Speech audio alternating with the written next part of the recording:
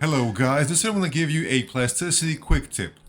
So as you know, in plasticity, you can press the QQ hotkey to quickly union objects together, Boolean union. So if I've got these two things together, I can select them, QQ, it's now one object, now I can begin filleting and doing other things. But sometimes guys, in a very complex operation, you have to wait a little bit. So the quick tip is simply wait. I'll give you an example.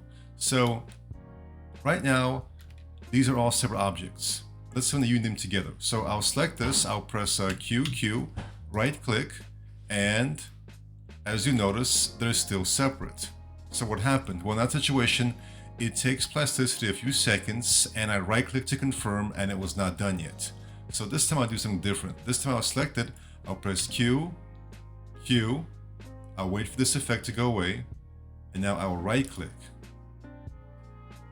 Right click to confirm, wait a little bit, and as you can see now, as opposed to the previous result, it is now one object. That's a very nice little pro tip, guys. Simply wait a little bit. With complex operations, plasticity needs a few seconds to compute everything, and then you'll have your result. Thank you for watching, and take care.